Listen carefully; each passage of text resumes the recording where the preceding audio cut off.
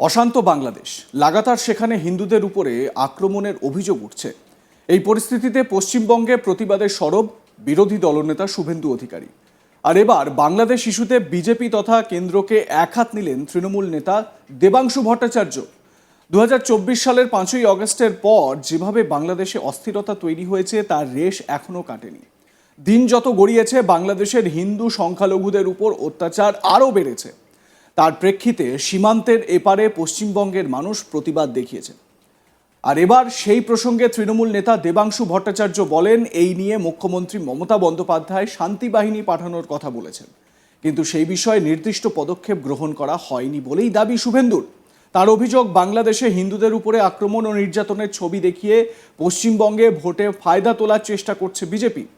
দেবাংশু আরও বলেন, পশ্চিমবঙ্গে জঙ্গি ঢুকলে যদি তৃণমূল দায়ী হয়, তাহলে অসম থেকে যে 4 জঙ্গি গ্রেপ্তার হলো তার দায় সেখানকার বিজেপি সরকারের মুখ্যমন্ত্রী হিমন্ত বিশ্ব শর্মাকে নিতে হবে। বর্ডার দিয়ে যে অনুপ্রবেশ ঢুকছে বা অনুপ্রবেশ হচ্ছে তার দায় কেন্দ্রীয় সরকারের। পাকিস্তান বর্ডারে যেভাবে ফেন্সিং রয়েছে, বাংলাদেশ বর্ডারেও সেটা করে দিন। 3000 কোটি টাকা খরচ করে সর্দার বল্লভভাই প্যাটেলের মূর্তি তৈরি করা হয়েছে। তার 50% খরচ করলে কতগুলো বর্ডার ফেন্সিং দেওয়া যায়? সেই টাকা খরচ করছেন না কেন? এদিন বাংলাদেশ ইস্যুতে বিরোধী দলনেতা শুভেন্দু অধিকারীকেও কটাক্ষ করেন দেবাংশু।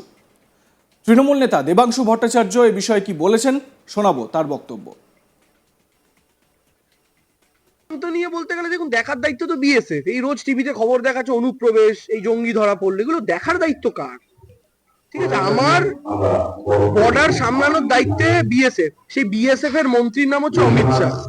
সেই বর্ডার টপকে গরু পাচার হচ্ছে, গালাগাল করছে তৃণমূলকে। সেই বর্ডার টপকে জঙ্গি আসছে, গালাগাল করছে তৃণমূল।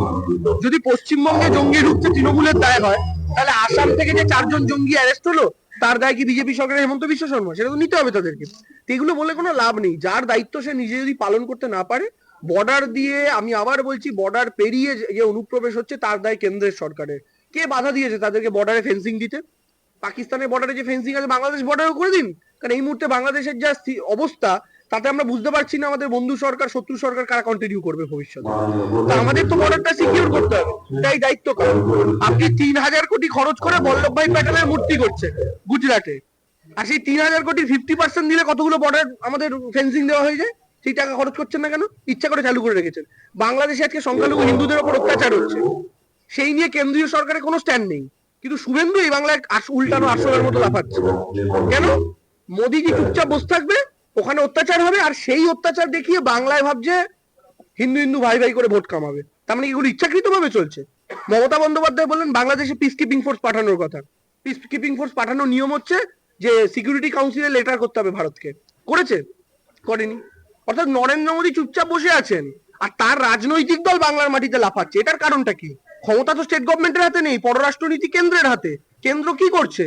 বাংলাদেশে হিন্দুদের অত্যাচার হতে দিচ্ছে কেন? দিচ্ছে এই কারণেই, ওখানে যত অত্যাচার হবে, বর্ডার হচ্ছে পশ্চিমবঙ্গ, এই অত্যাচারের ছবি দেখিয়ে বাংলার মাটিতে ভোটে ফায়দা তুলবে বিজেপি। কিন্তু বাঙালি হিন্দুরাও তো বোকা নয়। বাঙালি হিন্দুরা গডসেকে দেখে হিন্দু হয়নি, বিবেকানন্দকে দেখে হিন্দু হয়েছে। এটা মাথায় রাখতে হবে। Thank you. ভারতের বিরুদ্ধে লাগাতার মুখ খুলে যাচ্ছে বাংলাদেশের একাংশের নেতারা, এমনকি সাধারণ মানুষ, জনমানুষেও তার একটা প্রভাব লক্ষ্য করা যাচ্ছে। কলকাতা দখল করে নেওয়া হবে বলেও হুঁশিয়ারি শোনা গিয়েছিল প্রাক্তন সেনা আধিকারিকদের মুখে। পাল্টা বাংলাদেশের মৌলবাদীদের বিরুদ্ধে তোপ দেগে চলেছেন রাজ্যের বিরোধী দলনেতা শুভেন্দু অধিকারীও। এবার সাংবাদিকদের মুখোমুখি হয়ে শুভেন্দু অধিকারী বলেন, ভারত দায়িত্বশীল দেশ, দুর্বল দেশকে আক্রমণ করে না। আমাদের বিএসএফ সেনা পাঠানোর দরকার হবে না। আমরা এখন ড্রোনে এত বেশি উন্নত তা ওরা জানে না। ভারতের যদি ধৈর্যের বাঁধ ভাঙে, গোটা 5-7টা ড্রোন পাঠিয়ে দিলেই ওদের কাজ শেষ হয়ে যাবে। এরপরেই শুভেন্দুর বক্তব্য, এখানে ফোর্ট উইলিয়াম থেকে টিপবে, ওখানে ধপাধপ চলে যাবে। শুনে নেওয়া যাক ঠিক কি বলেছেন এ বিষয়ে বিরোধী দলনেতা। চিলিকার পাখা গজায় মজিবার তরে। বাংলাদেশে এই নাবালক অর্বাচীনগুলো, ভারত এখন পৃথিবীর 3য় সামরিক শক্তিশালী দেশ। ভারত অত্যন্ত দায়িত্বশীল দেশ, দুর্বল দেশকে আক্রমণ করে না।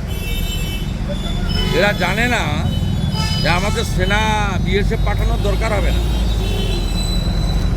আমরা এখন ড্রোনে এত বেশি উন্নত, এরা জানেই না।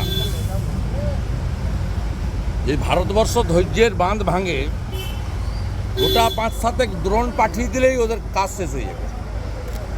ওসামা বিন লাদেনের থেকেও খারাপ অবস্থা হবে।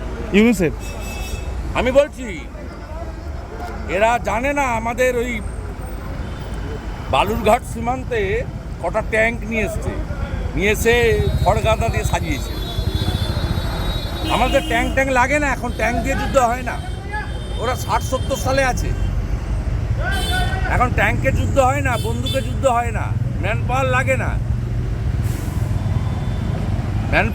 না। 5টা ড্রোন শুধু পাঠাবে ভারত।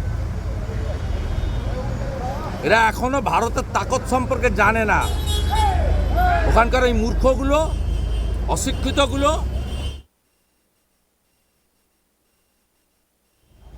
ওরা ওই কতগুলো ট্যাঙ্ক দেখে, ট্যাঙ্কের উপর শ্যাওলা, নারকেলে আপনার ধানের বিড়া লাগিয়েছে, ওতে কিচ্ছু হয় না।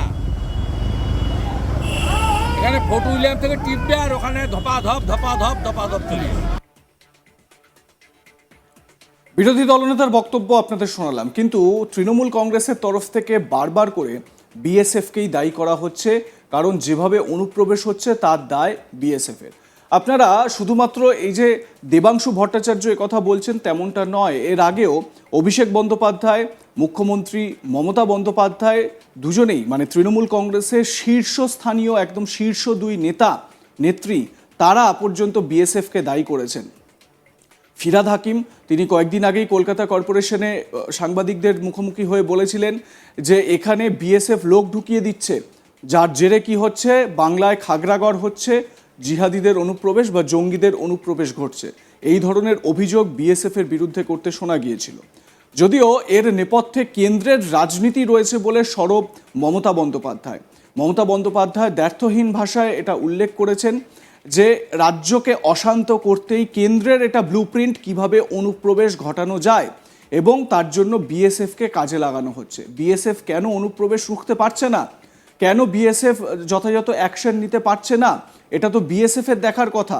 শুভেন্দু অধিকারীর যে দাবি, সেই দাবির পরিপ্রেক্ষিতে বা শুভেন্দু অধিকারীর বক্তব্যের পরিপ্রেক্ষিতে বা বিজেপির নেতা নেত্রীরা যারা এ রাজ্যে অনুপ্রবেশ এবং এদেরকে এখানে রোহিঙ্গাদের স্থায়িত্ব দেওয়া হচ্ছে বা স্থায়ী বাসিন্দা করে দেওয়া হচ্ছে, এই যে অভিযোগগুলো তোলা হচ্ছে, তার পরিপ্রেক্ষিতে মমতা বন্দ্যোপাধ্যায়, অভিষেক বন্দ্যোপাধ্যায়রা এই দাবি করছেন যে অনুপ্রবেশ ঘটানো হচ্ছে পুরোপুরি বিএসএফের তরফ থেকে।